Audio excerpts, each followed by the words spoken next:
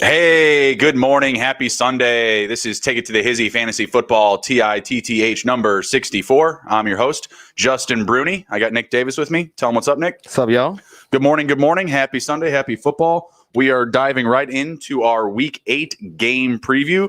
How was your Halloween weekend so far, Nick? It's been pretty good. Hung out with some friends last night. They had an adult bucket in the back, so all the parents were really excited. Adult trick-or-treating? Yeah, they were really Nice. pumped, and little reprieve for the parents. I don't hate that. Yeah, there's a rumor that we might be bartenders next year in the driveway, and when Nice. the parents come up, we're gonna be serving them and stuff. But I don't know, it's kind of crazy. But What did you dress up as? me and Allie were smart cookies. Smart cookies? Yep. What did a smart cookie look like? Were one of you a book and one of you was a cookie? Nope, we had No? we had a cookie like chest thing, Mhm. and then they gave us a cap from a cap and gown. Nice. I don't hate that. I like it. I so like it. I was really excited because I was able to keep warm and wear like a jacket underneath. That was my big thing because I was like, Right I on. know it's gonna be cold. And I'm not gonna be sitting out there, freezing my butt off. So I was Fat Thor, there you go. which wound up kind of turning into Nerdy Grandpa because Fat Thor's got a lot of layers, and my wife Yasmin, she was Groot. Oh, okay. Yeah, so we went as like Guardians of the Galaxy. Nice. Her sister was it Rocket Rocket. Nice. Raccoon, and then her fiance was Gamora. So it was cool. pretty solid group. We went bowling, so eventually the layers just kind of rolled off of me. It's just taking off the hoodie, taking off the robe, take beard, hair, etc. Right. So by the end of it, I just looked like kind of a nerdy grandpa. But the big question is how well did you bowl? It was the guy.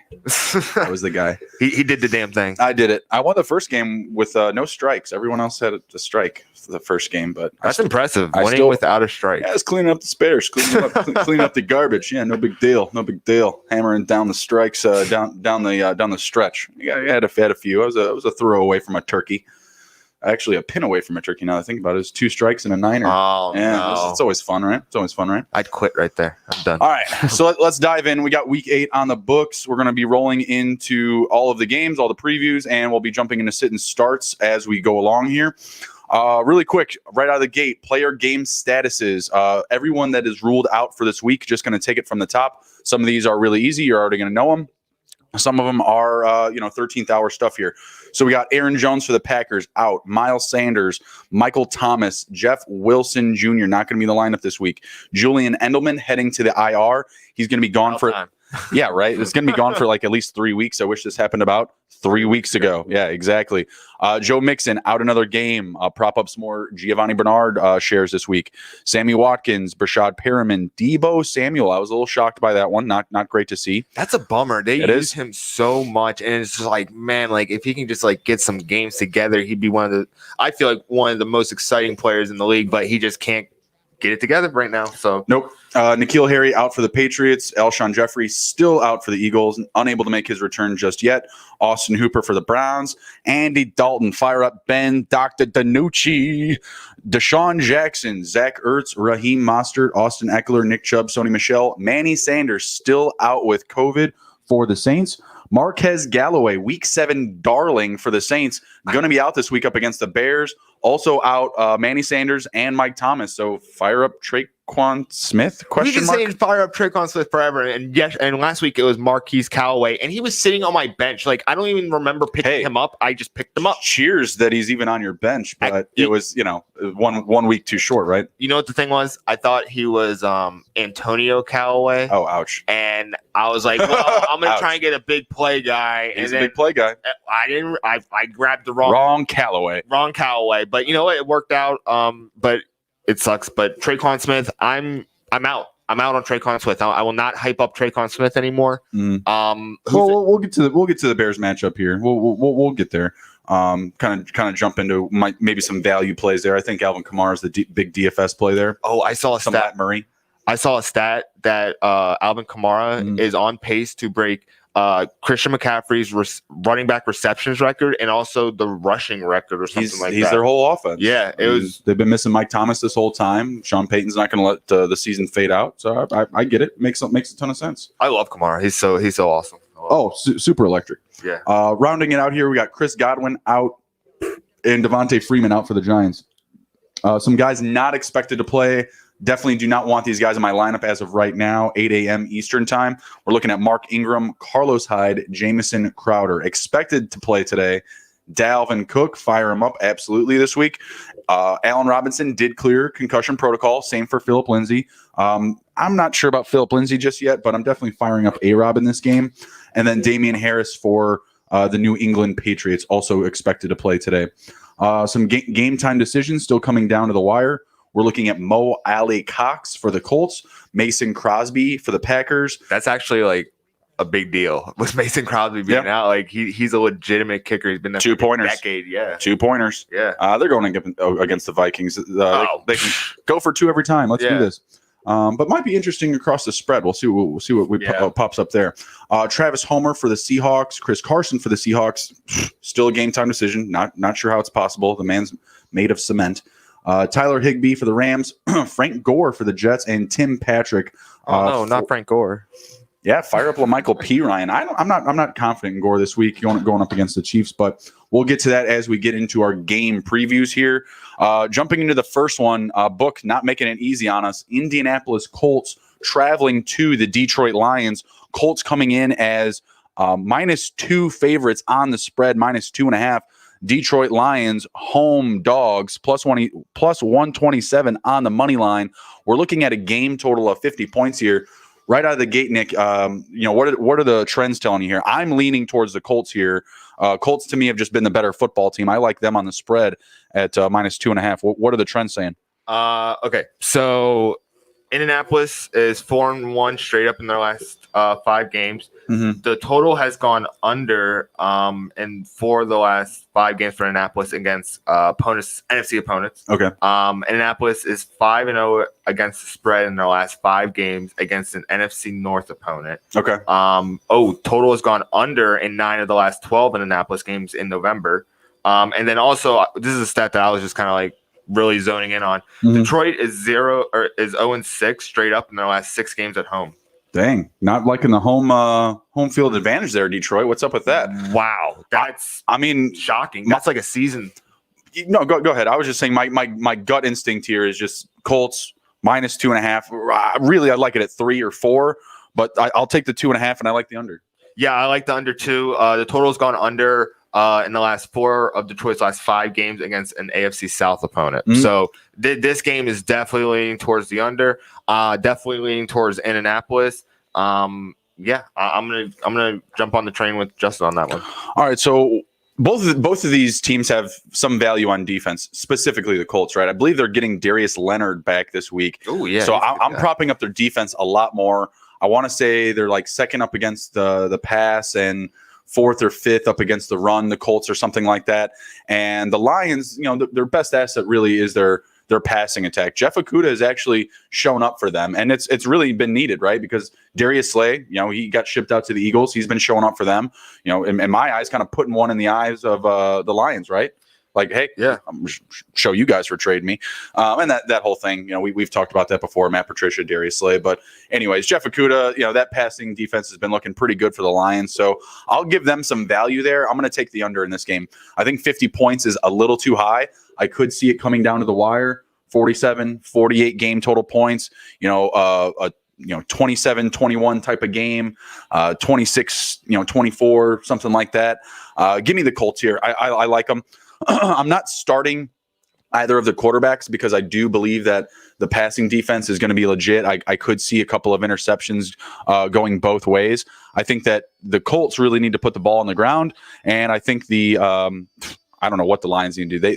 They're going to have to get Kenny Golladay rolling quickly. Oh my gosh, you want to hear these numbers, man? These rankings? Yeah, let's hear it. So, Indianapolis, the defense, they've let up the 4th least amount of points, the second least amount of passing yards, the third least amount of rushing yards. Yikes. They allowed the fifth fewest number of plays, and they allowed the second fewest yards per play. The Detroit offense, not great.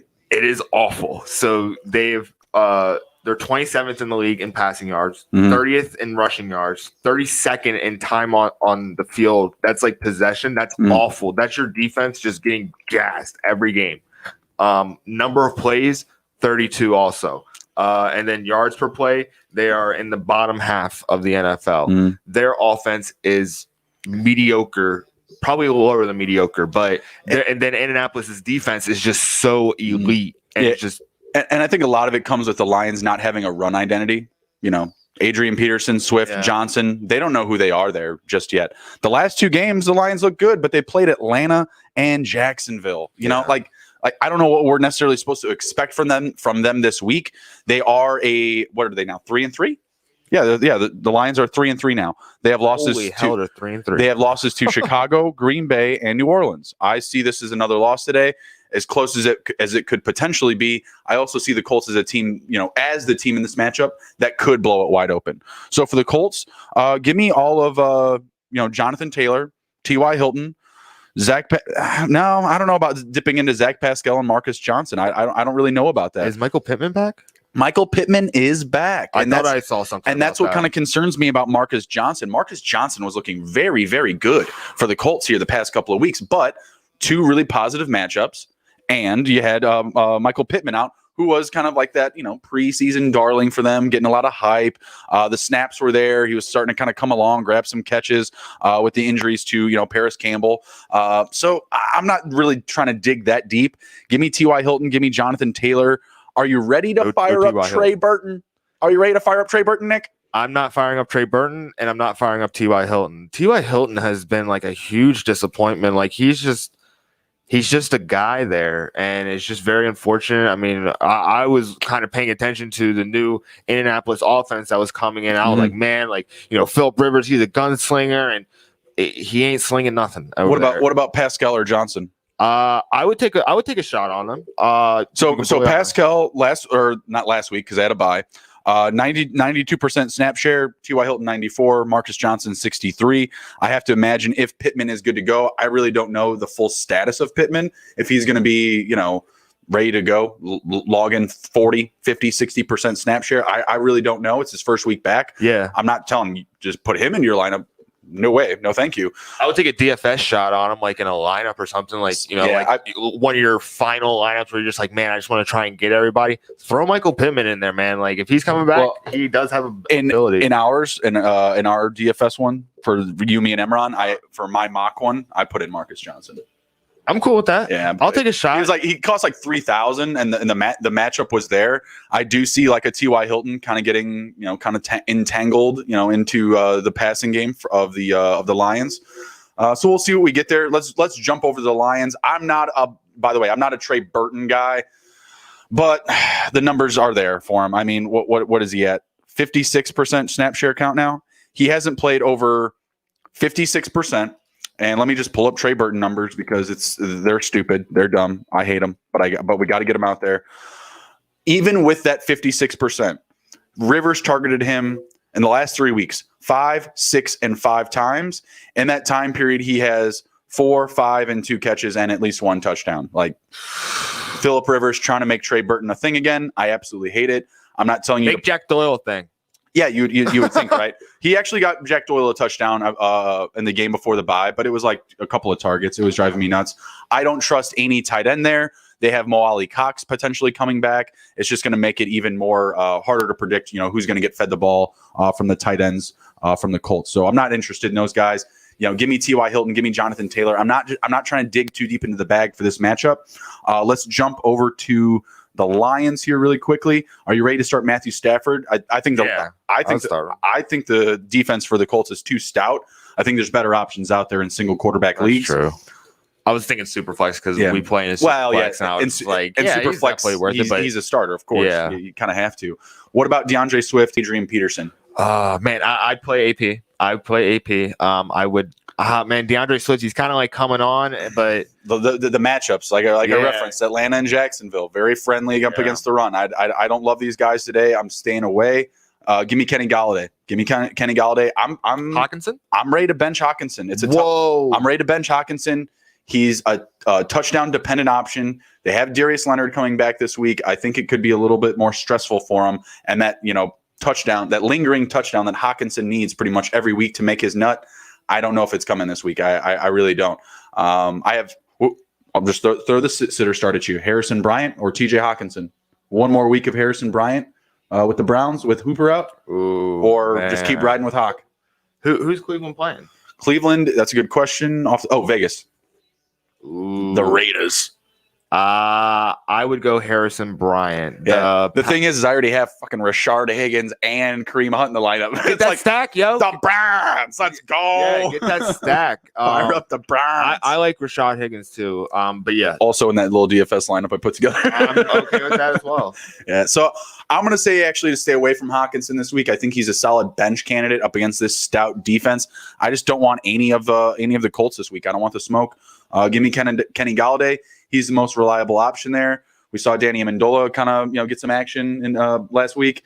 Definitely bench Hawkinson. I just looked at his stats. Definitely bench him. Yeah. He's just not getting a ton of volume, And if it was a better matchup, I would be all about it. That week up against the Falcons, when Gurley put one on the ground, got over the line. Hawkinson was the one that got the game-winning touchdown on the final drive. But you had to wait the entire game to get your nut on that touchdown. There just wasn't a ton of volume there. I wasn't a big fan. He's also kind of like a Jimmy Graham. He doesn't do too much with the ball. And that's to me, that's just the offense. Like you have a lot of other targets there. He's also a sophomore. Like it's still his second year. I really like the numbers still, right? Like the fantasy numbers are really good as far as like football stats in general. Like he's not going to pop off the paper, but in fantasy, he's going to be a top 10 tight end. Oh yeah. He's going to be a top 10 tight end no matter what. ESPN projects him at 59 receptions on 83 targets, 683 yards, and 11 touchdowns. That's great. It's just not going to happen this week. That's what we're really telling you. Yeah, I mean, 11 touchdowns, you don't kick that away. Yeah. In fantasy, hell no. Do you want the yardage to be higher? Yeah. Do you want the catches to be higher? Yeah. But it is what it is. Like you got to roll with it. I need to see him dominate some better teams. Like against New Orleans, they were 35. It was a 35-29 loss. He was only 2 for 4. He had a touchdown. He got a touchdown, but only 9 yards. Yeah. And like that's not a performance I want to see. And that's one of the teams that you can stream tight ends against, like that, like New Orleans, Atlanta. Those are teams that are really good for tight end streaming options. So, who are the Saints got this week? The Bears. Give me Jimmy Graham. Touchdown, Jimmy Graham. Let me put Jimmy Graham in there real quick. Just so I got him. All right. Kind of wrapping up that matchup. Give me the Colts minus 2.5 on the spread. Game total on the under. I'm not touching the money line here. Easily could be a field goal type of game still. Let's see. Moving on, we got Vikings and the Packers. A little bit easier. We're looking at a spread of 6.5 points. I'm going to take the Packers at 6.5. I think that's a lock this week, man. The Vikings are doing nothing but getting worse. Everson Griffin, gone. Yannick Ngakoue, gone. Like, okay, great. They have no pass rush now. Literally the only way that we've been able to see the Packers, draw blood up against Aaron Rodgers is bring the pass rush. That's what the Buccaneers did. That's how they were able to, make Aaron Rodgers look human, is get in his face, give him a ton of pressure, very limited time. It's going to be the Packers all day today. We're looking at a game total of 50 points. My inclination is that it's going to go to the under, but realistically, I could see the Vikings putting up some points in garbage time. I could see the Packers literally getting up by 24 points, 20 points in this game, parking the bus, and there go the Vikings. What do you think? The total has gone under 9 of Green Bay's last 11 games against NFC North opponents, and the total has gone under in 6 grinding it out. Green Bay's last 7 games played in November. Total has gone under in the last 9 games. Green Bay's last 12 games against Minnesota. And then let me see. Man, I'm gonna be firing the under on this. You like it? Yep, I do like it.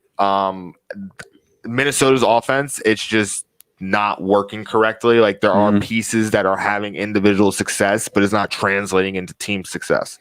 Also with the rankings, so Green Bay's offense has scored the second most points. Minnesota has allowed the second most points. So they're on the opposite sides of the spectrum in total terms of scoring. Not good. The rushing yards, Minnesota's allowed up to basically the seventh most rushing yards. Mhm. Green Bay is 10th in rushing yards in the NFL. So it's a team going to be beating up a team on the down. And I think that Green Bay is just going to come in. The hardest thing to determine about Green Bay is which style are they going to choose, because they can literally just run the ball with Aaron Jones, or they can just throw the ball to Devontae Freeman. And they got Robert Tonyan. Devontae Adams, yeah. Sorry, Devontae Adams. I'm sorry. And then you could just also have a red zone target in Robert Tonyan, who I think is still, bursting in Green Bay. So it's really just hard to determine how it's going to happen, but they're going to dominate this game. I think it's going to be a lot of the run game. I mean, we do have Aaron Jones out here for the Packers, firing up all of Jamal Williams. AJ Dillon could be a sneaky start, but I'm not ready for it yet. Like, they haven't given me the volume.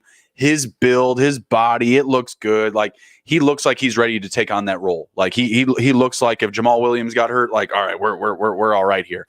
Obviously, you're starting up all of your Aaron Rodgers shares. Give me all of Jamal Williams, Devontae Adams, Robert Tonyan.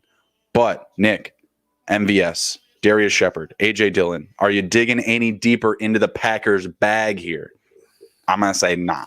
No, you should only really be touching those players if you're doing like the captain showdown games. There are way better options across the league. And, I think the salary that you're going to save getting like MVS or someone down there, it's not going to translate into more points for you with that other person. So there's definitely better options out there. So don't go too deep into Green Bay. And like I said, it's either run the ball with Aaron Jones or give the ball to Devontae Adams. Well, this week it'll be Jamal Williams with Jones out. But yeah, it's gonna be heavy run. I think. I do think that the Packers put the ball on the ground and play keep away with the Vikings. There's no reason to even give these guys garbage time. Period. Because look what happened at the end of the last game when they played each other. Vikings were able to go down the field just walking down and scoring touchdowns. The game was out of hand. Packers already had it won, but I think that the Packers kind of changed their tune. They always talk about the self-scouting they do in the bye weeks, and I feel like that was probably a game that they watched a lot of tape on, because that was probably, outside of the Buccaneers game, the most offense that was probably put on them. You know what I mean? The end of the Vikings game. Do you want to hear the injuries of Minnesota, man? It's wild. Yeah, let's hear it. Anthony Barr, linebacker, IR. Daniil Hunter, defensive end, IR. Pat Eflin, the guard, IR. Mike Hughes, starting corner, downgraded to out. Houston Hill, I think he's their second corner, downgraded to out. Wow. Chris Boyd is probable, but he was like a very good corner in college at Texas, but hasn't done anything in the pros. Drew Samaya, their starting guard, questionable. Cameron Dantzler, their first round pick, out indefinitely with COVID. And then that's rough. Let me see. That's rough. Yeah, I mean, I'm just looking at these injuries. I'm just like, man, the Minnesota's really beat down right now. And, I just don't see their guys. Even with Anthony Barr being out, their replacement, Cam Smith, he found out he had a heart problem and had open heart surgery due to finding out he had COVID. Like, it's real bad in the injury situation in Minnesota. So I'm all over Green Bay, but I think that they're going to park the bus once they kind of get above a certain point. So I'm going to take the under on this. So who do you like for the Vikings? You like Cook, Thielen, Jefferson? Jefferson. I love Jefferson. That's it though, right? I mean, yeah, no Cousins, no Irv, no Rudolph. No. Keep it simple with the Vikings guys. Dalvin Cook, Adam Thielen, Justin Jefferson. That's about it. And I still think Justin Jefferson's he's going to be quiet in that first half. I think he's going to come alive in the second half. Oh, yeah. I've been having to wait for him to pop for me. But you know what? It's pretty glorious when it pops, and it's been saving my ass. Just got to wait for it. All right, next game up, we got New England Patriots traveling to Buffalo. We got the Buffalo Bills favored at -4.5. At home, game total is at 40.5 points. Instant reaction, I like Buffalo Bills 4.5 on the spread, and I like this game total over 40.5 points. I think that's too low of a number. I think that the books are trying to kind of trap us there, kind of play into our fears and insecurities about the New England Patriots offense and their team. We were seeing all the news about all the Patriots being on the trade block and this, that, and the other. All these guys are available. We're seeing the inefficiencies of Cam and that offense. I think the Patriots, I don't think they're going to win this game. I don't think they're going to win. I think if they do win, I don't think they win by more than 4 points. I'll tell you that much. So I think the Bills at 4.5 is all but a lock today on the spread. Hammered down on that one. But the game total, can you buy in on that over 40.5 points? I feel like Bill could put up a couple of scores, 4 field goals, and I feel like the Bills can still put up 30 points. So the New England has been averaging 19 points, and Buffalo's been averaging 25 points, and that's kind of like how we're kind of seeing this game here. I am going to take the over on this. I think that Buffalo is going to kind of explode and kind of make a statement against New England, and I think that New England is going to continue to struggle. Even with Stephen Gilmore out, he's out. So they're gonna. Is he out because they're gonna trade him, or is he out because they actually have an injury? Do we know that? Is he actually injured? Because he didn't come up on any of my injury stuff. So far, there has been no leaks from the Death Star in Boston, so we don't know what's going on with. Yeah, I feel like Gilmore being out is more of an availability to have him traded, because there's that whole COVID protocol. Once you're moved, you have to go into kind of like a self-quarantine for a small period of time. And I believe that Gilmore is probably in that right now. Yeah. I mean, that would make sense. And that behind the scenes, they're getting ready to get this guy moved before Tuesday. Tune into our Monday night show tomorrow night. We're going to be talking trades for sure. That's going to be a hot topic tomorrow. We got the rest of the preview to get through today, so no time to really get at length there. But with Gilmore being out of this game, that props up a lot of availability for the passing offense. And the strength of this Patriots defense has been their passing defense. The way that you can beat the Patriots this year is run the ball, run the ball. So I like Josh Allen running today. I like Devin Singletary. I like their value today, but also prop up some of the passing game for the Bills. I like this number. This 40.5 is way too low for me. I still think the Patriots put up at least 14 points. I see that. Yeah. I like 14 points. I know it's still kind of a roundabout number. 2 touchdowns from Rex Burkhead. Fuck you. I just dropped him. Fuck that. Yeah. So it's definitely going to happen. Yeah. He had 3 touchdowns so far this season. They all came in one game. He's going to have 3 touchdowns on the year, and that's going to be that. He peaked in week 2. Yeah, exactly. Thanks, bud. Appreciate that, buddy. I still don't think I got to win that week. I think that's how bad my season's been. So yeah, give me the Patriots, or I'm sorry, give me the Bills at -4.5, and give me the over 40.5 game total points. Patriots are -220 on the money line. I don't hate that value. The Bills are -220 on the money line. I don't hate that value for my parlays if you want to work that into something. As far as the starters here, are you ready? Stay away from the running backs in Buffalo. No, I just said the Buffalo running backs are ready to go. The Patriots defense is bad against the run. I still don't believe in them.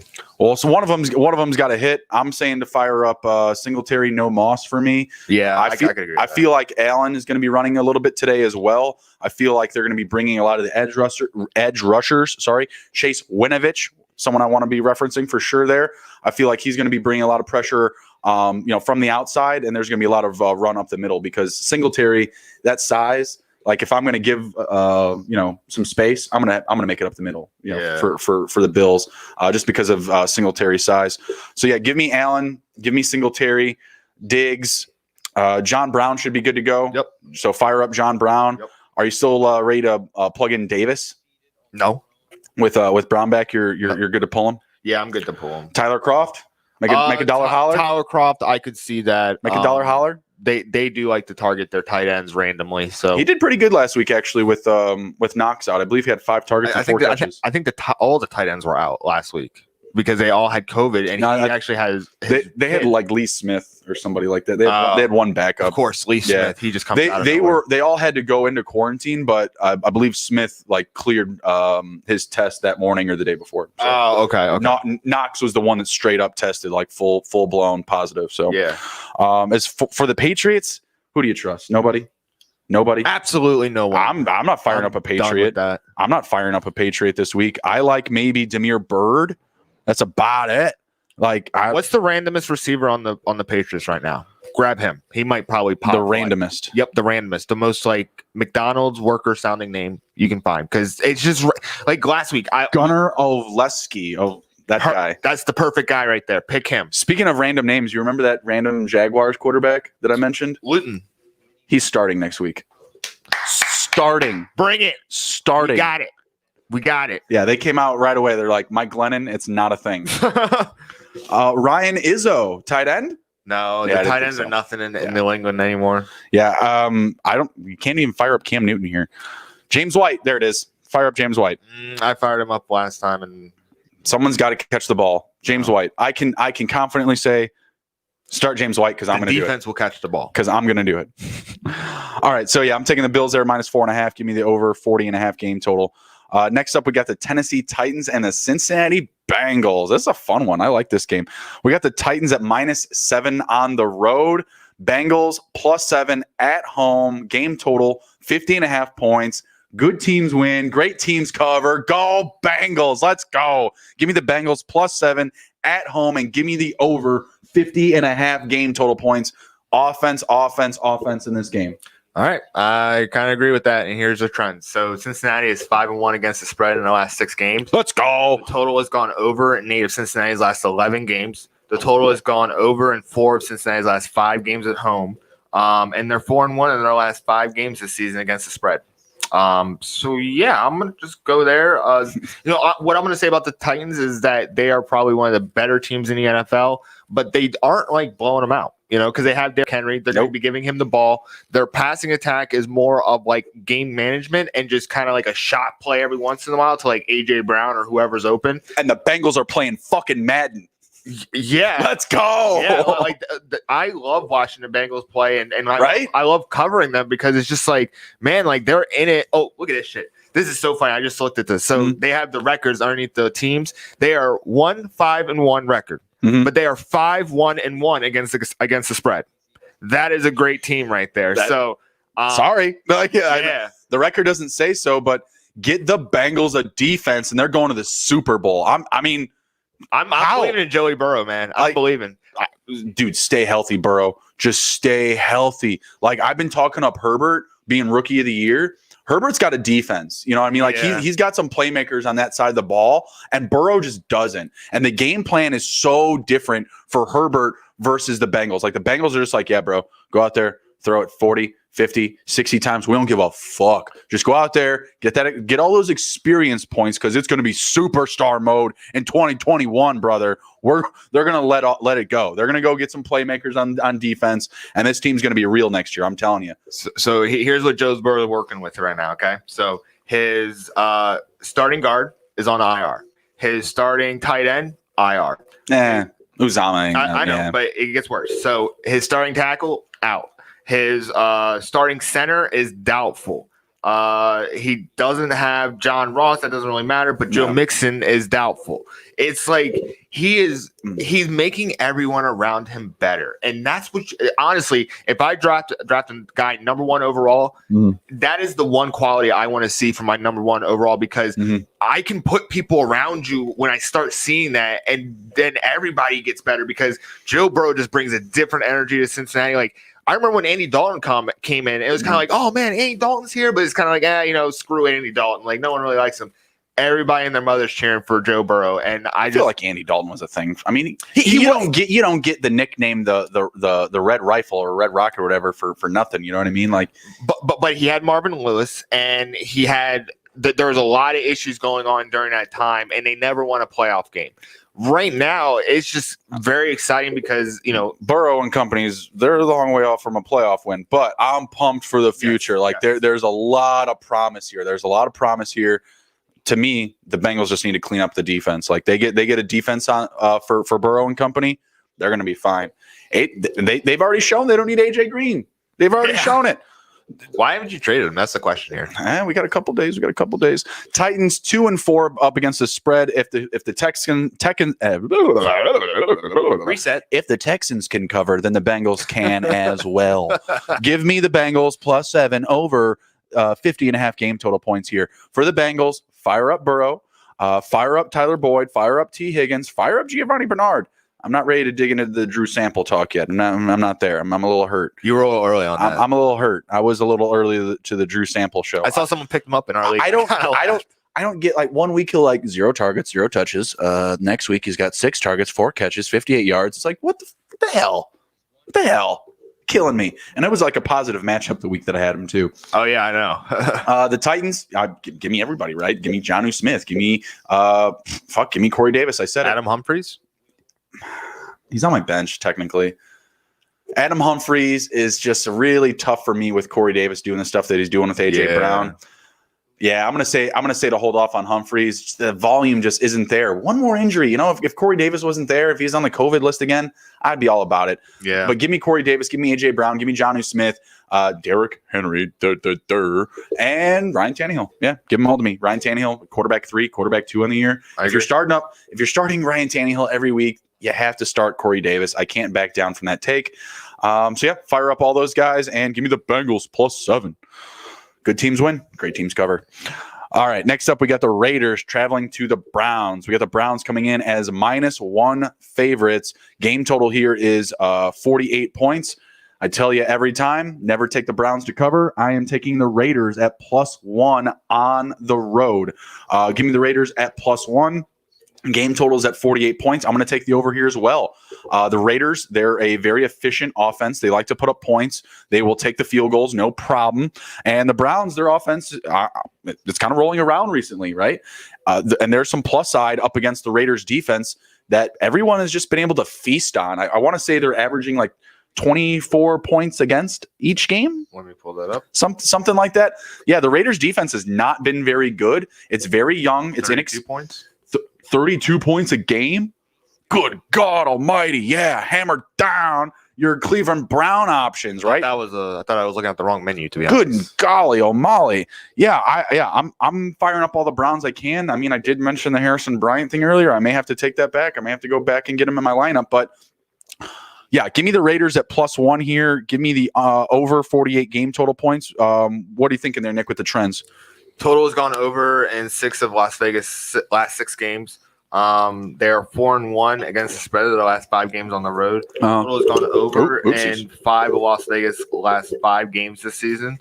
So the safe money here has got to be the over. Oh, I would be hammering the over. Would probably be the biggest. This over would probably be the biggest bet for me if I, was doing a ticket this week.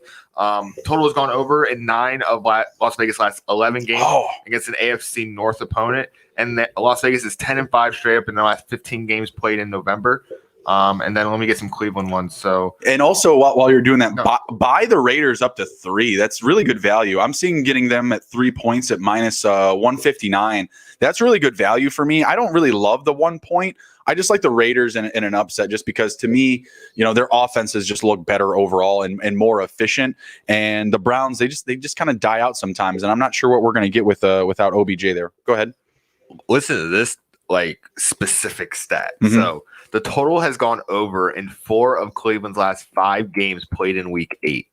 Okay, that's a really targeted. They're really getting after you there. Yeah, really trying to hammer the over. Okay, okay, I feel you. And then you were talking about against the spread. So Cleveland is 1-6 against the spread in their last 7 games against an AFC opponent. Mm-hmm. And then they are 3-7 against the spread in their last 10 games. So I agree. Yeah, so give me the Raiders there. If I can get them at 3, that would be brilliant. But the 1, I'll still take it. Excuse me. Game total 48 points. I love it. Give me the over. As far as sit or start options, yeah, firing up Derek Carr, firing up Jacobs, Waller, Nelson Aguilar. You good with it? Yeah, I mean, I'm going to take another shot on this week. I mean, he literally carried me to top 10% finish in DFS.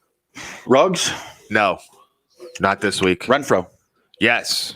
Renfro. He's going to get some targets, man. I don't get it. He gets 7 targets a game. He's a pretty good catcher. We saw his great route running skills against Prince Anukamura, so he got him cut. So, Hunter Renfro's a sneaky guy. Let's take a look at the snap shares here just to kind of give you guys some inside value. Aguilar, 78% last week. Hunter Renfro, 54%. Ruggs, 75%. And let's see the share, target shares and everything. Renfro in that game, what do you have? 6 targets. So his last 3 games, 6, 2, and 8 targets. The 2 targets were against Kansas City, so this matchup's a little bit more friendlier. Yeah. Ruggs not really getting that same type of volume. Ruggs, 3 3 targets the past 2 games since he's been back. He's a shot guy. That's Exactly. And those pass interference calls. Nelson Aguilar, though, guys, 9 targets the last game, 5 catches, 107 yards, touchdown. Game before that, 2 targets, touchdown with 2 catches. Game before that, 4 targets, 4 catches, touchdown. I got to fire up Nelson Aguilar. John Gruden has fixed his catching issues. Like, I don't know what is going on. Like, the drops are not there. I wonder what happens when you drop a ball in a Gruden practice. There's got to be something going on there. Something in the water. I don't know. He's drinking Mike's secret stuff or something. I don't know. But I did a very deep dive into Nelson Aguilar's stats because I wanted to compare him against Hunter Renfrow, and his catch percentage like yearly was like 50%. Like bad. It was bad. It was just bad. And I didn't see him as like a deep threat guy because like when you see those kind of numbers, you kind of see it as like a deep threat. But no, he wasn't like that at all. And now he's just kind of like completely reverse course. And I'm glad to see that, someone has taken that lead role in that receiver room because Derek Carr needs somebody, man. That guy is he's doing the Mamba mentality, but I have more respect about what he's doing versus Wentz. Than Wentz. Absolutely. Well, yeah, because it just looks cleaner, like he just takes care of the ball instead of taking, 20-yard losses for a sack. He puts it into the ground or, gives it to his fullback for an 8-yard gain. Like he doesn't care. And also he also just has better options in my opinion in the playbook. I do feel like Peterson's putting Wentz out there to literally die. But that's a topic for a different matchup. He's got to get his $100 million worth. I guess so, yeah. All right, kind of losing track there. Give me 1 second to get us back here. So for the Browns, firing up Baker, you're good.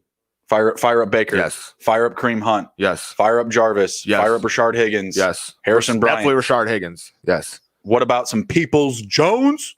I think that he is dollar hollow. Yeah, I think I would make a dollar holler on him just because I feel like the offense was trying to like force the ball to OBJ, and it's kind of interesting because if anybody, I'll be forcing the ball to Jarvis Landry. He's more of a move the chains kind of guy, and I feel like they've been trying to force the ball to OBJ. And now that he's out, Baker kind of feels like he doesn't have to force the ball and he can spread the ball around. That's why you're seeing like Harrison Bryant pop. You're seeing Donovan Peoples-Jones 2 touchdowns last week for Harrison Bryant. Yeah, catch Donovan Peoples-Jones catching a game-winning touchdown. Rashard Higgins being the talk of the town. Like I think that OBJ is kind of distracting Baker in terms of, man, I got to get my star receiver the ball. You know what I'm saying? And Baker's kind of not able to make the connection, but when he's able to just play football, you see his stats. Like, What about a David Njoku? No, negative. Scored a touchdown last week. I don't care. Okay. No David Njoku for Nick. No, thank you.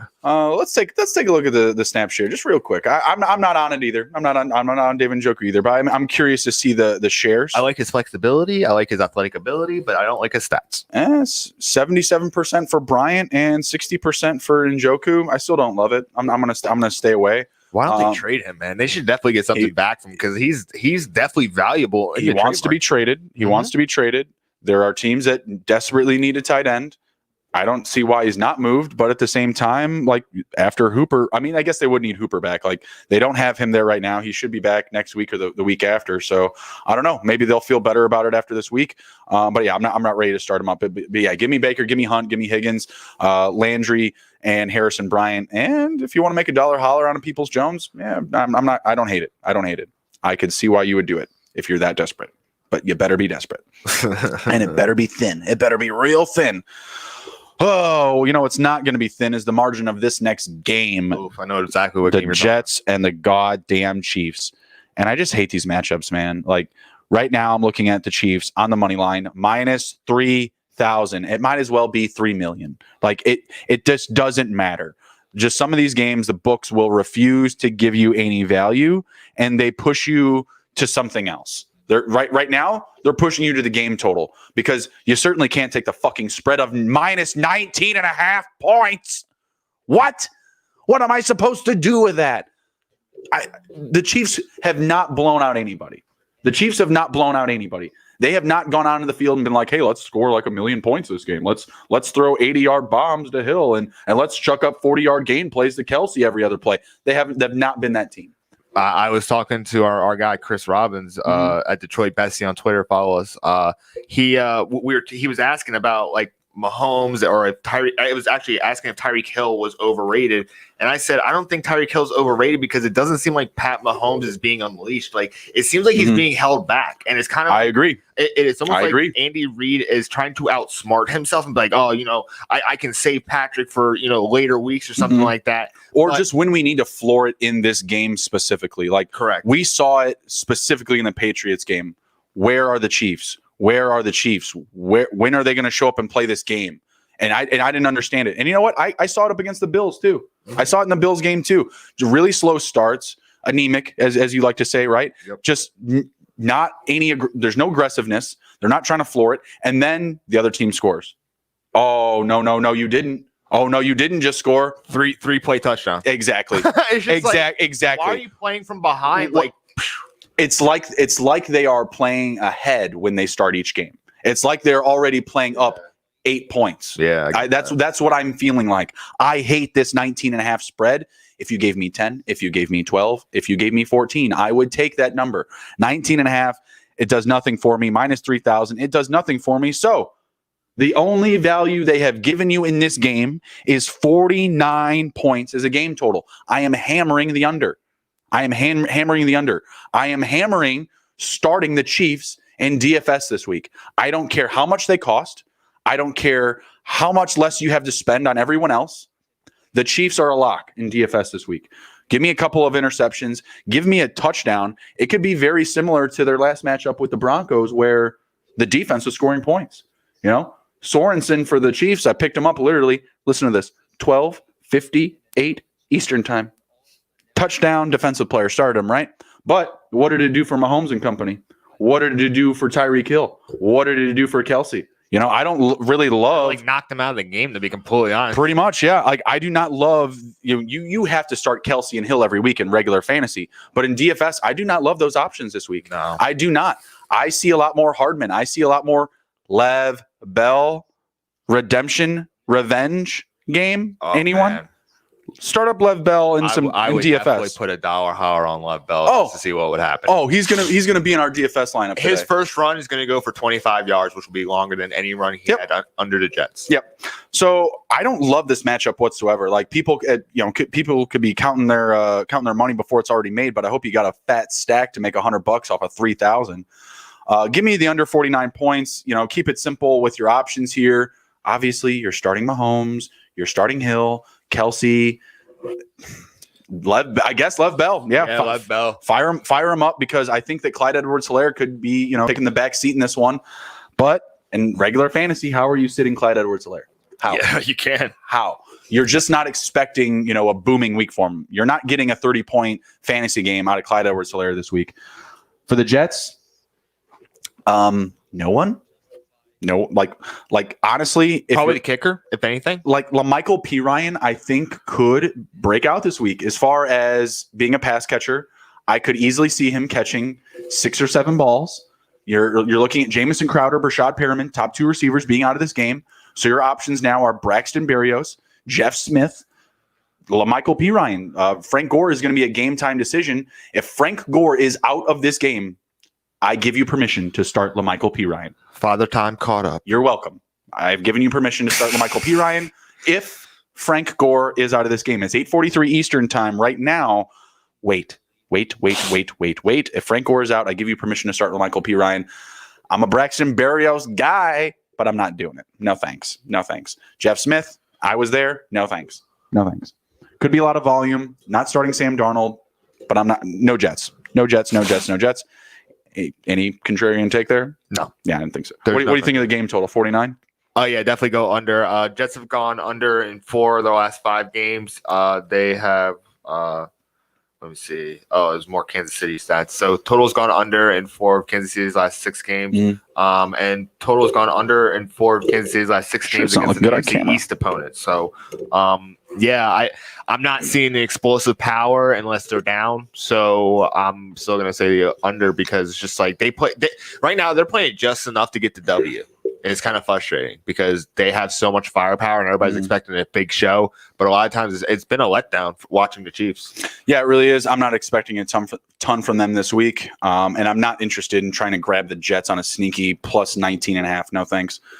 All right, moving on.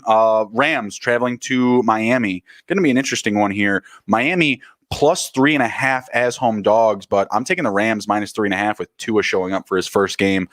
Game total here is 45 points. I still feel like we can hit the over on that. I feel like the Rams are going to still drive a lot of offense in this game, and I think it's going to give Tua a ton of practice.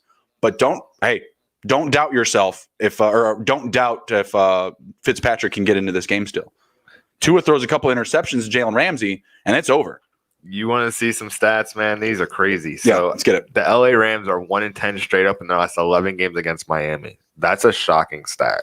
Who is one more time? One more time, hit me with that. LA Rams are 1-10 straight up in their last 11 games against Miami. That's very interesting. Very interesting. They've been playing a different Miami team. I don't know what. When was the last time the Rams played Miami? How about when I'm going through these stats, you find that out? Because I'm interested to find that out too. Because I was like, what the F? Last time Rams played Dolphins. Here's another stat. LA Rams are 0-5 straight up in the last 5 games when playing on the road against Miami. The last time they played, it was 2016. The Dolphins won 14-10. That's like a different generation. Jay Cutler was probably the quarterback. Oh, man. Nope, wrong again. Ryan Tannehill was the quarterback for the Dolphins. Man, back in the day. Tannenbaum was running that shit. Oh, man. Jay Ajayi, 16 for 77.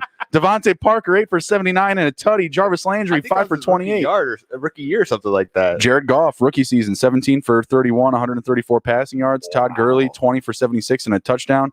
Let me mention the Rams wide receivers really quick at that time. Kenny Britt, Lance Kendricks, Brian, giving them too fast, quick.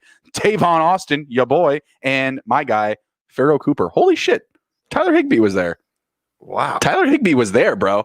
This is the revenge game. Yeah. Tyler Higbee remembers. No, I'm taking the Rams on this. I don't like those trends. I don't. That's why I was like reading. I was like, man, I don't really like these trends because it seems like they're not accounting for the current generation. Yeah, I don't like that. Give me the Rams here. I'm taking minus 3.5. I'm not trying to move that number around. I'm really comfortable with it. I think they can easily win by a touchdown here. And 45 points, I feel like Tua can do enough. And if he doesn't, Fitzpatrick will in the second half. I think they're gonna this is kind of dumb. They're putting Tua in front of Aaron Donald, and it's just like he's just sitting around the tree, just licking his hands. Like there's plenty of value for the under here. I just feel like, the Dolphins are gonna just realize, hey, we fucked up. Like, hey, like couple quarters. Like, I don't think their head coach. I think his name is Brian Banks. I don't think he's like that. Like he was saying like, oh, no one's gonna tell me when to put Tua in, and then next week he puts Tua in. It's just like, dude, like what the fuck? You're a dummy. Like you're dumb. You cannot say that you weren't pressured. Like Fitzpatrick QB9 when you benched him. QB9. Yeah. And then you didn't trade him. Like it just didn't make any sense. I don't know. Well, I don't think they can trade him because I think that Tua could easily get pulled in this game. I think that he could. I'm interested. Do you want to do a dollar holler if Tua's pulled? Because I'll do it. I'll say no. Yeah, I got you. Okay, cool. Yeah, dollar holler. Tua getting pulled. Maybe I'll find that at the book today. That'd be an interesting one. Does Fitzpatrick come back in? This game, anytime snap. Anytime snap. Yeah, anytime snap. 1,000,000,000% I'll take it because they'll run a play with just like Tua at receiver, True. And then they'll let Fitz hand it off to Gaskin. You know what I mean? Like some dumb shit like that. Give me the Rams at minus 3.5. Give me the over of 45 game total points here. Digging into the Rams sitter starts. Give me Goff. Yeah. Give me. I'll take it. I like Woods a lot this year, to be completely honest. Yeah. I think he's the leading receiver this year for them. Oh, yeah. Cup. He's got some ground to make up, but I'm interested in him in the second half. He's a slot receiver. Yeah. I didn't expect that. I traded for Cup, bottom low, I'll say, for his performance and production thus far. Mm-hmm. I'm excited to see what I can get out of him going forward. And I specifically went out and got him because I got Jared Gopher on the team. So, yeah, firing up Woods, firing up Cup. You have to, right? Those guys. What do you feel about Malcolm Brown and Darrell Henderson today? Obviously, Cam Akers, no pulse. No pulse. Darrell Henderson. I think we can make a dollar holler on Malcolm Brown today. I think there might be some value for him on the road. So what's the holler? I don't know. Dollar for a touchdown. I think Malcolm Brown could find the end zone this week. I think he could too, and that's the thing. Maybe he doesn't get a ton of volume, but yeah. Miami 20th up against the rush. Yeah. It's not great value. It's not great value. I'll take Darrell Henderson and Malcolm Brown this week. Maybe some Malcolm Brown in DFS. I don't hate that. I think he could find a touchdown. Maybe a 2-touchdown day from Red Zone Brown. Probably. I wouldn't doubt that. I wouldn't doubt it. Tyler Higbee, Gerald Everett. What do you got? Gerald Everett. Oh, no, Tyler Higbee? Is he out? No, he's not out. It's just that he hasn't done what I've expected from him. Even when Everett's out, like it's almost like Everett's like You're the main pissed. target. Yeah, I'm pissed. You're not happy. Because I thought that Higbee and Goff had like great chemistry, like beginning of the season, even last year coming in, and it has not panned out. And he has been the tight end, but I've been seeing Gerald Everett in the classic H-back role, which Chris Cooley played for Washington. And he's like the main target. Like in the red zone, he's getting those flat targets. So Higbee was out last week. I think he's good to go this week, though. Still no. Or maybe it was a game time. Yeah, Higbee is a game time decision. Oh, so okay. yeah. No. I was gonna say, I was like, wait, what's going on with that? So yeah, also okay, fire up Gerald Everett. Give me Cup, Woods, Everett, and even Malcolm Brown. What's Everett's snap share? Oh, last week he was at 75%. Higbee didn't play. Okay, what about the week before that? Johnny Munt, by the way, I believe. Oh, yeah. Did he score a touchdown last week? Yes, he did. Johnny Munt. Oh, man, because I was watching that game, and I was like, man, this is definitely Gerald Everett's time, and Munt got the fucking Okay, so he didn't score a touchdown, but he did have 3 catches for 47 yards. Johnny Munt. Johnny Munt.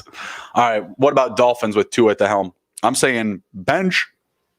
I'm not playing Tua. I'm definitely playing Devontae Parker, though. No one else? What about Gesicki? I think I'm sitting Mike Gesicki this week. No, you're not. You're playing me. You're starting them. You're starting Noah Fant and Gesicki. I saw it. Gosh. I saw it. I don't even know about anymore. I saw it. Play on Sundays. All right, so Nick says bench him, but he's not doing that. Yeah. So yeah, give me Woods, give me Cup, Everett for the Rams, Malcolm Brown and Henderson for the Rams, Goff, and then for the Dolphins, just Devontae Parker. Yeah, I'm really comfortable with Devontae Parker. Just Devontae Miles Parker. Gaskins too. I mean, he's a third down back. I feel like this.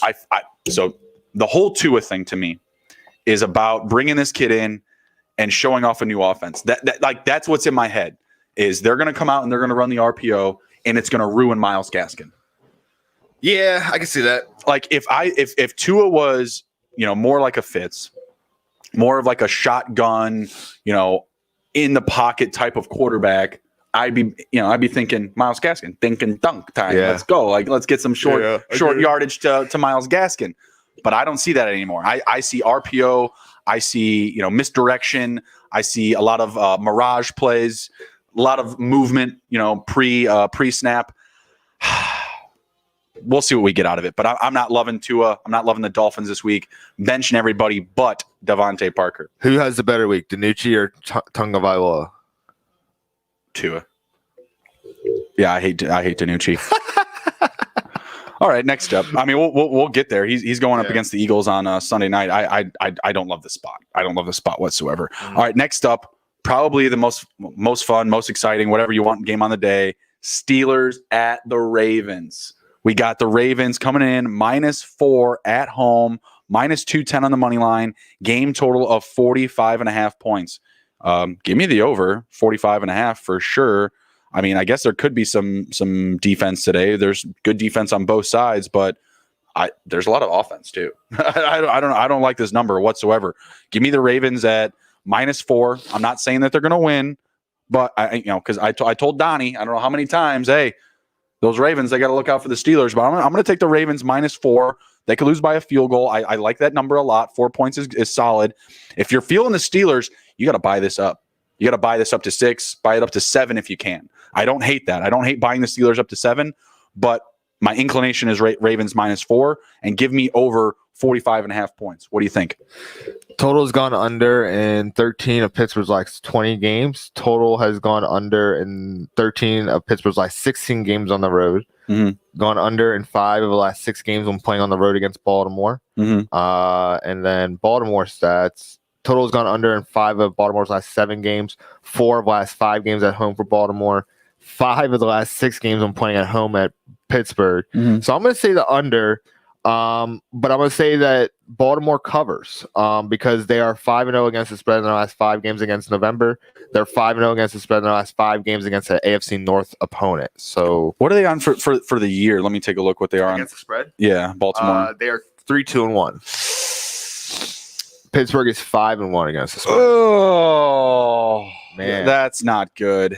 That's not good. That's really bad. Now I hate numbers. Numbers are the fucking worst. Why did I tell you that? I might have to buy the Steelers up to 7 now.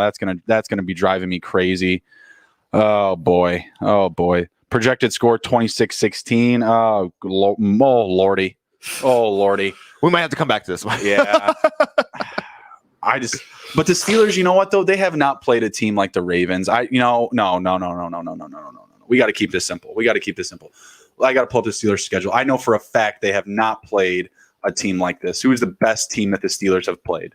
The best team, right off the top of your head. No. We cannot. No. The Giants, the Broncos, the Texans, the Titans, the Eagles. Probably the best defense they've played. The Browns, the Titans. The best defense they've played is the Eagles, and they put up 38 points. Mm-hmm. Yeah, and every one of these opponents, Broncos. Mind you, I said these are bad teams. Right? The Broncos, 21 points. The Texans, 21 points. Eagles, 29 points. The Browns, 7. It's pretty solid. The Titans, 24. Yeah, right.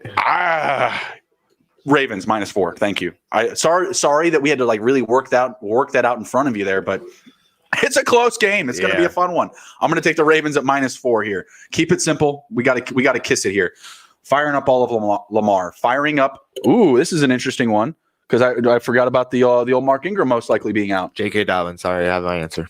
Already got it. No Gus Edwards. Nope. Nothing. J.K. Dobbins. You got if you have him, if you're a Mark Ingram owner and you got Gus, you got to start it. You got to do it. Hopefully you own J.K. It could be his day to break out. Could be his day. I don't hate it. Marquise Brown. Any receiver. Bryant playing this week? No. Dez ain't ready. Dez ain't ready for all that smoke just yet. Man, let me ask you though. Would you start Dez Bryant? I would not start. I wouldn't start Dez. Not his first week. Well, the reason why I said that is because if Dez Bryant was playing, I see Joe Hayden going on Dez Bryant instead of Marquise Brown. I am not firing up any receivers. I have to fire up Mark Andrews because he's on my team. Mm-hmm. But man, the passing attack for the Ravens has been very subpar. They got to figure it out, or the Steelers defense is going to eat Lamar up, and they're going to have to keep the ball on the ground and become one-dimensional. So we'll see. I'm going to start Marquise Brown in the hopes that hopefully him and Antonio kind of start jabbing at each other. It's like, Antonio's back now, so I got to get my stats up. Are they cousins or uncle and nephew? Antonio is in Tampa though. Yeah, I know, but it's kind of relatives, now in the league together. Frank Gore and his son, they're not in the same league, and they got stat competitions. Well, I mean, that's different. I don't know. I think Antonio's like, man. I feel like Antonio texts. I know exactly. He's like, listen, you little bitch. I saw your stats. They're weak as hell. I'm coming for you. You know what I mean? I feel like don't talk to me at Thanksgiving. Yeah. I wonder how that's gonna go. We got to figure out Thanksgiving too, by the way. We'll definitely figure that out. How we're going to handle that. We got some Thanksgiving football. We got some football that Sunday, but yeah, I think you're firing up everybody you can from this matchup. For the Steelers, Ben. Well, you know what though? Ben's going on the road. We just saw a road Ben going up against really good corners here. Are you confident? Marcus Peters, Humphreys, Ravens defense in general.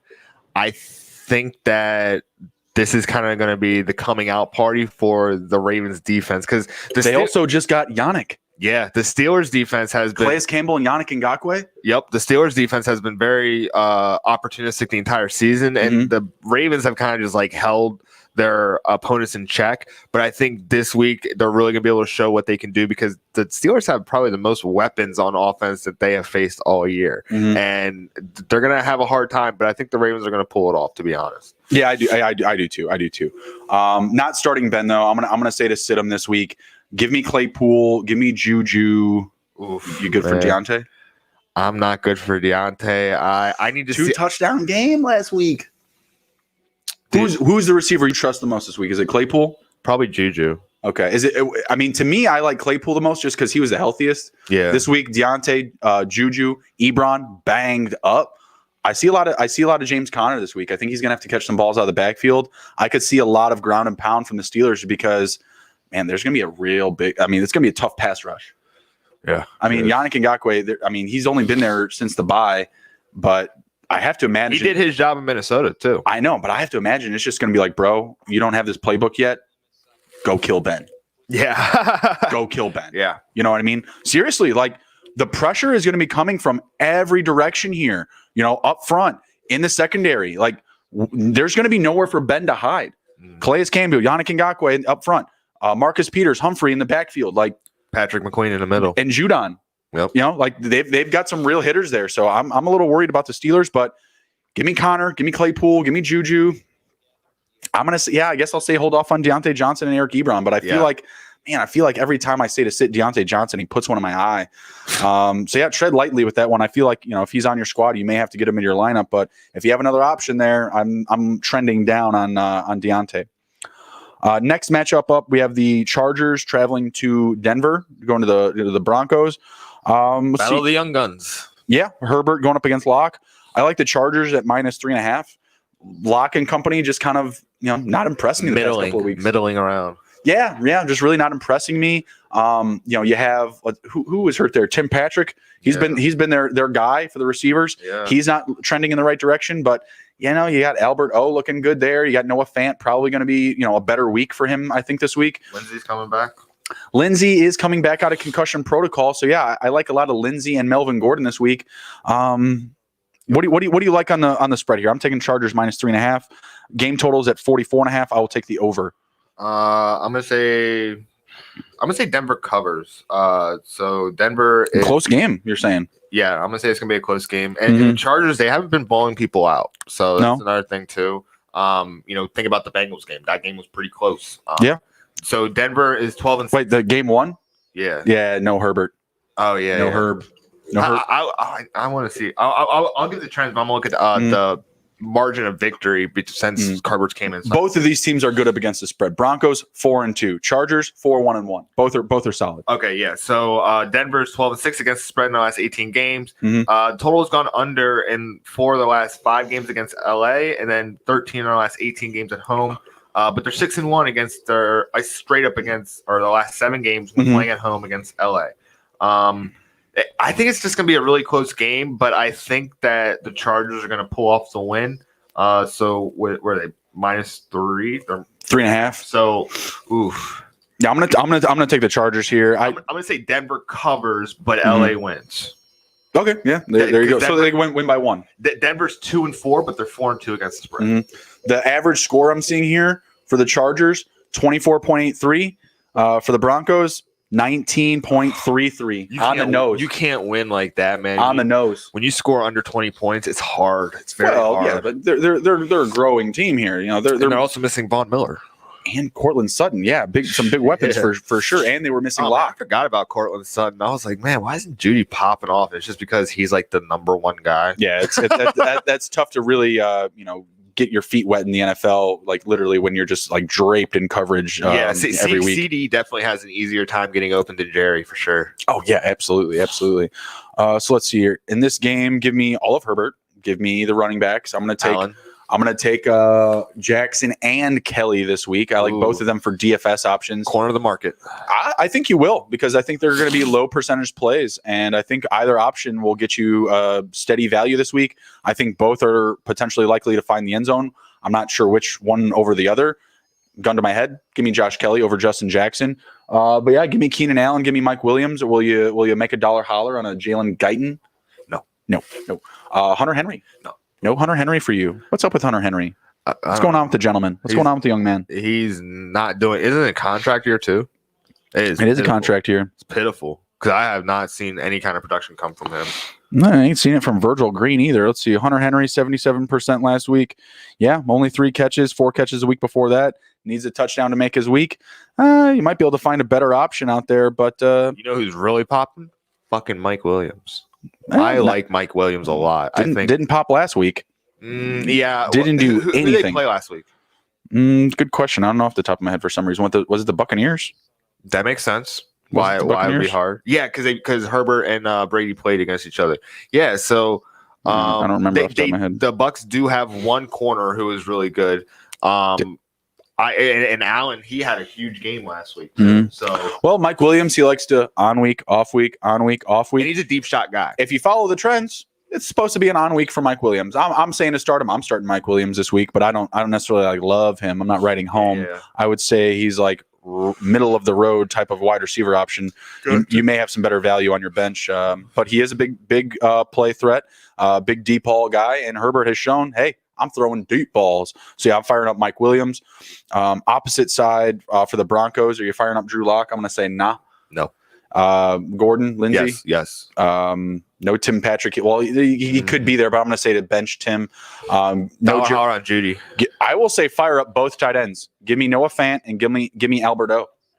Yeah, I like both of them, man. They're doing good there. Albert O led the team in receptions last week, and Noah Fant still led the team in targets. So give me those tight ends. No one else there. I'll take the Chargers at -3.5. Nick's got them at +3.5. Next up, we got the Saints traveling to Chicago, to the Bears, to the Windy City. Bears, home dogs, +180 on the money line. Game totals at 42 points. Bears are +4. I'll take Bears at +4. They just keep losing each game by one possession, so I'll take the odds there. Saints, they're missing Thomas. They're missing Sanders. They're missing their Week 7 darling Callaway. So it's Jared Cook and Alvin Kamara time. I do see Alvin Kamara being plenty useful up against this Bears defense. He's going to probably be the focal point of their offense. I do see a lot of Latavius Murray. Give me the game total, 42 points, and give me the Bears +4. What do you think? I'm looking at the stats right now because I'm kind of looking at the overs and unders. Mm-hmm. From right now, I'm saying, because it's like New Orleans has a lot of trends for the over and Chicago has a lot of trends for the under, which kind of makes sense due to the makeup of their team. I'm going to say that Chicago covers because he's right. Their offense is very hurt. There's not that many options. The defense for Chicago is not hurt. There's basically everybody's there that's been there all year. I see them stopping New Orleans, and I see them. I see it being a close game due to defensive power on Chicago's side, but also offensive struggles on the Chicago side as well. So that's kind of how I see it. I think it's going to go to the under, but I think Chicago is going to win. At worst case here, you got to take the Bears at like +6, +7. Like the Saints are only 2-4 on the year up against the spread. Bears are 4-3. So +4, maybe it's not the greatest number in the world. +6 is really good. +7 is even better. So if you can get that value there, hike up the Bears a little bit more. You might lose some points, but I don't love the Bears as +180 on the money line. I don't love them straight up in this game. I will take them at +4. What do you think about the total? 42 seems too low to me still. I think it's going to go to the under because I feel like the Bears can put up 16, 20 points. And that it's 16, 20 points, but I also see. Oh, yeah, that's not going to do it. Yeah. So I'm definitely in that range with you. It's but you're right. Over. Yeah, it won't do it. I'm seeing projected score of Saints 25, Bears 22. I mean, they're hiking them up a little too high. We have seen, though, I mean, we talked about this in weeks past, the value for starting quarterbacks up against the Saints. I don't know what it is, but the Saints have allowed 17 passing touchdowns so far this season. Falcons have allowed 20. They've played an extra game, so that's 19. Teddy threw 1. Texans have thrown 17. Saints are right there with 17 with third. I could still see Foles passing for 2 or 3 touchdowns in this game. I can see that. That's the thing. I'm just worried about it. I see 2 touchdowns more than 3. Man, I'm going to stay away from the game total. I'm going to stay away from the game total. I don't like that 42. You're scaring me. Give me the Bears at +4. 51% on the under too. Yeah, I'm staying away. Give me Foles. Give me Allen Robinson, Montgomery, Jimmy Graham. Yeah, I do Jimmy Graham. Anyone else? Darnell Mooney. I guess. No Darnell with A-Rob in the game. If A-Rob wasn't there, I'd say to start Mooney. That's a good take. Okay, for the Saints. Are you firing up Drew Brees up against the Bears? No. The only person I'm really firing up is probably Kamara. Jared Cook? Scored a touchdown last week. He's gonna be touchdown dependent, and that's the thing. Yeah, I'm gonna say bench Jared Cook. Man, Drew Brees, benching Drew Brees. Yeah, bench him. Yeah, I mean, if you're in a single quarterback league and you got another option sitting there, I'd fire up Derek Carr over Drew Brees this week. Correct. That's just if you have that option, single quarterback league, that's the way that I'm going. All right, moving along here, San Francisco 49ers going to Seattle. Seahawks -3 at home, 49ers +3 on the road. Game total of 53 points. This is a tough one, man. This is not as easy as people are going to assume. The Niners have been really good up against the pass still, despite all of their injuries on defense. Still good up against the run. I don't love this. My instant reaction or inclination here is the Niners +3. I'm going to say Seattle is going to win. Yeah.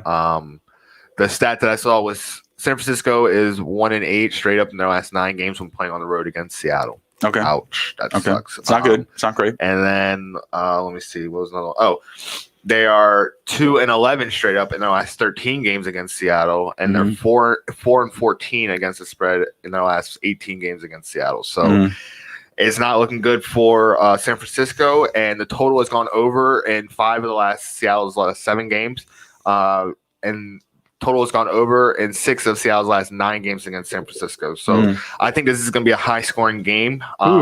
San Francisco, it's weird because they have a zone rushing attack that they love to do, but it doesn't seem to eat up time because they just break so many plays. So I think it's going to be high-scoring, but I see Seattle winning. Okay, yeah, I'm not really sure. This is a tough matchup. It's a tough game for me. I'm still going to take the Niners. I mean, the Seahawks have looked like the better football team. I just think this is going to be a trap game.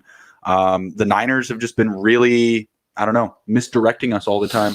Yeah. I'm not really sure what to expect from the Seahawks. Did they want to? Yeah, they lost that game last week.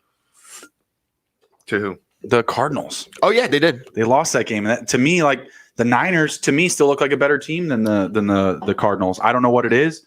They're on their 3rd running back, though. I know, but they're getting Tevin Coleman back. You know, they're getting Tevin Coleman back.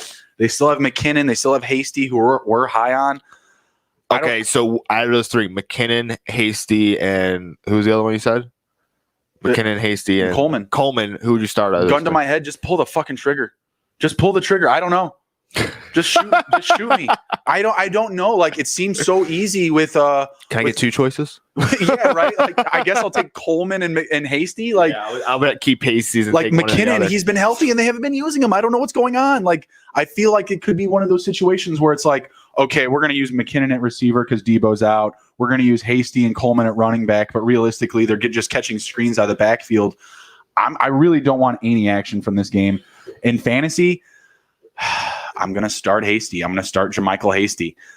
I feel like Coleman is going to come in and poach touchdowns. I feel like McKinnon's going to be limited and poach touchdowns, and Hasty is going to be, 9 to 12 carries, 50 to 60 rushing yards, a couple of catches, but doesn't get that fucking touchdown. Yeah. You know what I mean? And it's going to drive me nuts. For the receivers there, I think Kendrick Bourne's going to find a touchdown this week. Is Jordan Reed coming back? I would like to start him. That's what I'm saying too. Like maybe Jordan Reed's in the lineup. He's back, but I don't know if he's activated. Like I don't love this matchup. Oh, it says IR right here. But it was like the 3-week IR. Yeah. Okay. So I don't love this matchup. I mean, Russ Wilson, you're starting a Metcalf, Lockett. You're starting those guys. Who would you rather have, Metcalf or Lockett? Metcalf still. I would take Lockett at this point. He's the leading receiver.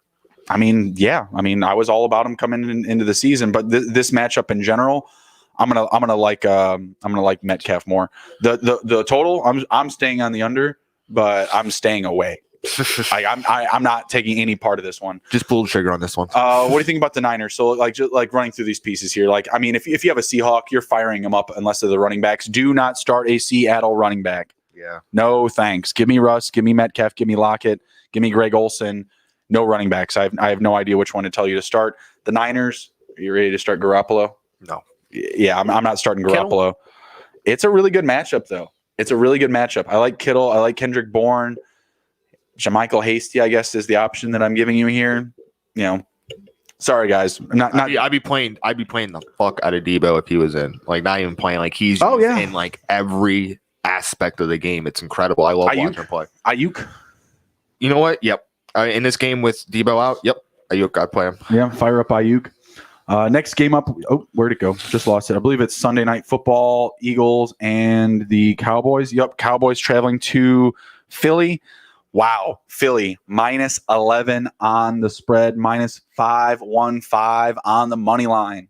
Can Ben DiNucci and company cover 11 points on the road Sunday Night Football? No. I don't want any action in this game either. Nope. Fade the fuck out of this one. Oh, my God. 42.5 game total points. And they're saying the Eagles are going to cover 11. I don't know what to expect here. Ben DiNucci calling out the Eagles saying, sure, go ahead. Bring the house. Bring everybody. I'm ready for you. No, you're not. No, you're not. Do you realize that you're playing in the NFL, sir? Ben DiNucci writing checks his ass can't cash is not the good way to start or the best way to start this week for the Cowboys. I'm not touching the spread. Don't love the spread. I'm not touching any of this game. No spread, no game total, 42 and a half. No, thank you. I haven't seen enough from Ben DiNucci. Yes, I'm starting Zeke. Yes, I'm starting Amari Cooper. You have to. Are you starting Dalton Schultz? No, he's no longer a thing to me. So here's the thing. I'll start Dalton Schultz, but I won't start Gallup or Lamb. Wow. Because that makes sense. Safety blankets. Amari Cooper and Schultz, they're the safety blankets. Ben DiNucci will not be able to get to his third and fourth progressions. I'm just not there. Like I'm not loving it. Fletcher Cox heard what you said and took it personally. So yeah, the Eagles rush defense is real, right? I think Carson Wentz is a nice piece in DFS for in that starting night. I think a lot of people would really prefer to have this game in the afternoon so they could start Carson Wentz on the main card. But yeah, give me Carson Wentz, give me Greg Ward, give me Travis Fulgham, Jalen Reagor coming back. He's starting. What's up? You good? Dollar holler. Yeah, all right. Dollar holler because he could show up. I mean, he's got deep threat ability. He had a lot of talk coming in, and I think that they're going to try and use him. You know? Is Dallas Goedert available tonight? Yes. Yeah, fire up Dallas Goedert. He's a Wentz guy. Play Eagles defense too, if you could. I mean, that could be a DFS play for sure. I mean, I do if not you can see start it though. I don't know if you can. You cannot on the main card. Oh yeah. I mean, I if I did like a captain showdown, they'd be one of my flexes for sure. Yeah, I just hate those last two games. The Niners, Seahawks, and the Cowboys, Eagles. I just absolutely hate these games. There's no value here. Yeah. Even this next one, I mean, we'll get to it in a second, but the Bucks and Giants is not great either. Just closing out the week, I'm just like, ugh. Those are the three games that are like making and deciding fantasy wins and losses. That's not great. That's not going to be fun. People are going to have a real horrid end of their weeks. So let's see. We're kind of wrapping up this matchup. Carson Wentz firing him up. Boston Scott, good to go, right? Yeah. I mean, you have to. And Fulgham, Ward, and Reagor, and Goddard. Yeah, fire him up. I mean, a lot of these games where we're talking about guys like the Saints, like you're firing up like Kamara, and that's it there. Maybe Jared Cook. So yeah, fire up all of your Eagles. Just not a very fun game for us. Tampa Bay and the Giants, Monday Night Football here, rounding out this episode. We got the Buccaneers at minus 13 on the spread. Yep. You're good? 13. No, I was just saying, like, confirming. Like, yep, I see that number 2. I'll take it. Like I said earlier, right? Like I would take the Chiefs minus 14, minus 13 up against the Jets. I will take this one. I will take the Buccaneers minus 13 up against the Giants. I think they can cover that. Their rushing defense has been very, very good. The Giants are without Devontae Freeman. I know that's not like a huge loss. It's not Saquon Barkley, level. But they're only running with Deion Lewis, Wayne Gallman. The passing for the Giants has not been great. Dan Jones has been like their leading rusher. What are you feeling here? Let me ask you this. I got some strength. Can the total hit over 42.5? I was actually looking against the spread. Let me see the over. Well, the spread, like I got some interesting. The spread is always so situational though. So I'll take the total more so. What's the total on this? 42.5. I got 45 on mine. I'm gonna go under with the 45. You could buy it down to 42, I guess. I don't know how that works, but no, I do see 45. I'm sorry, I was looking at the wrong one. So yeah, 45. I'm gonna go under on that. So here are I'll take the under 2. Here's some against the spread stats. So Tampa Bay is 1-6-1 against the spread in the last 8 games against the New York Giants. They've never had Tom Brady. It's like it's super tough. Tampa Bay is 2-6-1 against the spread in the last 9 games played in November, Mhm. and then New York Giants are 4-2 against the spread in their last 6 games. They are, let me see, 4-1 against the spread in their last 5 games when playing as the underdog. So I'm going to say the Giants cover. They're 1-6, but they're 4-3 against the spread. It's the same record as Tampa Bay, who is 5-2, but they're 4-3 against the spread. So I'm going to say the Giants cover the spread. Yeah, I'm not buying it. Let's see, what do we got here on the year? Yeah, they're both 4-3 on the across the spread for the year. I'm going to take the Bucks here. They've been looking better recently. Tommy looks hungry. He really likes the easy matchups as well. Yeah. It just feels like he just like really floors it. No Antonio Brown this week, but Mike Evans, fire him up. You got Mike Evans, no Chris Godwin. Mike Evans just loves to blow the roof off when Godwin is out. So give me Rojo, give me Brady, give me Fournette. Gronk, good to go. Dollar holler. Yeah, give me Gronk. He's been looking good and better in your lineup. He's been looking good in recent weeks. No Dan Jones for me. Wayne Gallman is like a waiver option. Like if you're really, really desperate, Wayne Gallman's there for you. So fire him up if you're super, desperate, super thirsty, got guys on bye, no running backs, etc. Deion Lewis. A good way to beat the Buccaneers defense is to pass to the running back. I guess. I'm going to say to start Deion Lewis this week. I think he catches 4 or 5 balls. Going into the receivers for the Giants, no Golden Tate. Wow. Just give me Evan Ingram. No Slayton for me either. Just give me Evan Ingram. You done with Slayton? Yeah, I'm done. I still have him in my lineup, so I still got to play him. But I'm going to say Ingram. Hopefully he doesn't have those crazy drops like he did past couple weeks. But he's a legitimate target there. He should have been a guy that should have been available for trade. The Giants not making it happen, not allowing it. I hate it. I absolutely hate it. I don't love it. It's not working out there for him. You probably get a 2nd round pick out of that guy. Well, all the drops though, I don't know. I think that. I mean, someone said it was like, sometimes you just have those elite players and it's just like a moment of lapse. And it kind of looked like that moment. Like it was just like, he was just like, fuck, like what the fuck just happened? Like I get that. So I think that he is valuable. I think he is someone to fire up this week. Yeah. Man, I just don't love the Giants this week. I just don't. Like, honestly, like I like the running backs to catch some balls, and that's about it. I've talked about it in previous weeks about that rushing defense just being way too stiff. I think they're coming for Danny Dimes. I think they're coming for him. All right, we're going to be rounding out the show here. We got a couple minutes left, about 3 or 4 minutes. So I'm just going to throw you a couple of random over-unders here and just kind of play around a little bit to close out the show here. Cam Newton, 172 passing yards today. Can he hit the over? 172 passing yards. Bill's defense, it's been looking bad. No. Cam's been looking bad. So. Cam's been looking bad too. I'm going to say no. Yeah, I'm going to say no. Fuck it. Let's have some fun. That's what I said. Let's have some fun. We're going to do it. Cam Newton, over 172 passing yards. Let's see. What's another fun one? Where's Ben DiNucci? Ben DiNucci, 211. Ben DiNucci has a higher prop than Cam Newton. By like 40 yards. Yeah. Ben Detention DiNucci. It's kind of funny. I was at the Halloween party and Sarah, Emron's girlfriend, was like, "Who the hell is Ben DiNucci?" And I was like, "It's the best name in the NFL." And she's like, "Everybody just keeps saying Ben DiNucci." Ben DiNucci. I'm gonna say under on that as well. All right. What about? Here's a good one. Take it to the Hizzy value. Carson Wentz, over 1.5 passing touchdowns.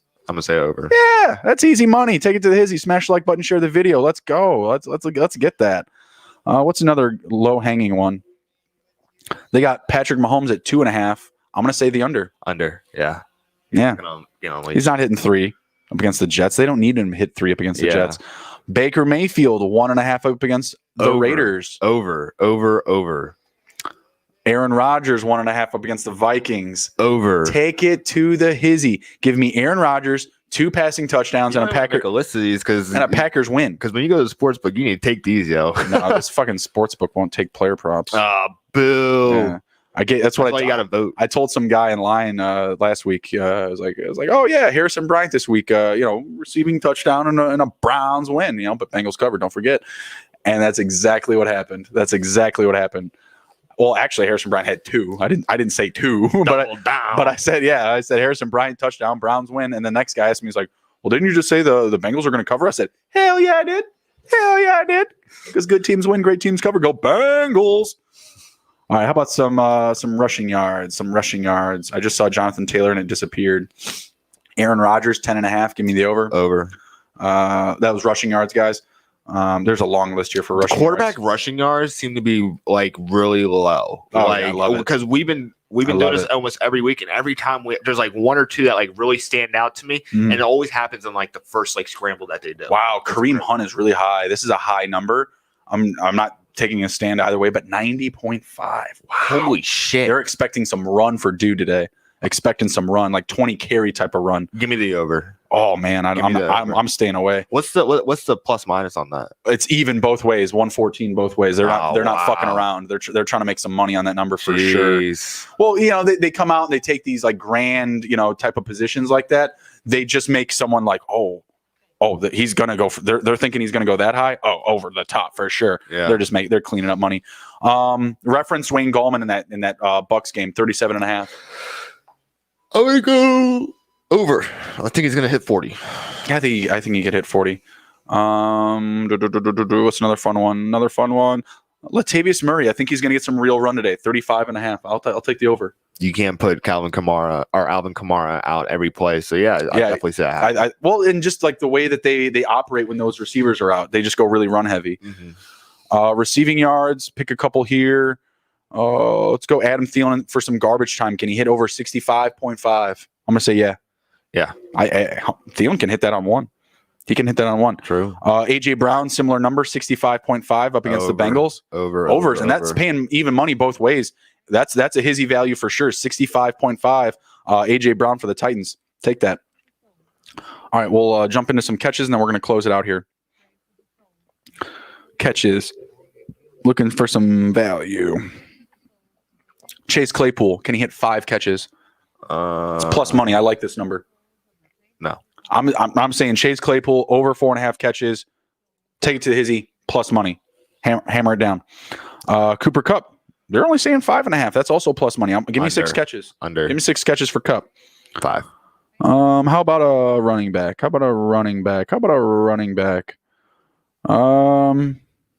Yeah, sure. Another plus money option here. Devin Singletary, 2.5 catches. Give me 3. Yeah, I could take that. Yeah. Over. I'm just trying to give you guys some plus value here. Ooh, this one's a tough one though. Giovanni Bernard, can he hit 5? No, I don't think so. I don't like that one. It's plus money still. If you guys are on it, plus money on Giovanni Bernard hitting 5 catches, plus 100. Man, I could get down on that though. 5 catches and a touchdown. No, that'd be some damn good value though. That would be. That'd be some damn good value. All right, last one. Lev Bell, give it to me. 2 catches. Lev Bell, can he get 2 catches? He'll have 7. Minus 167 to hit. Take Lev Bell, 2 catches and a touchdown today. Give it to me. Revenge game, redemption 25-yard rush too. For Lev Bell. All right, you got anything to close it out with? Nope, I'm good. Wish you guys the best of luck in week 8. May the force be with you. Hope you guys had a happy Halloween. This was TITTH number 64. We'll see you next time. Take care. Be well. See you guys.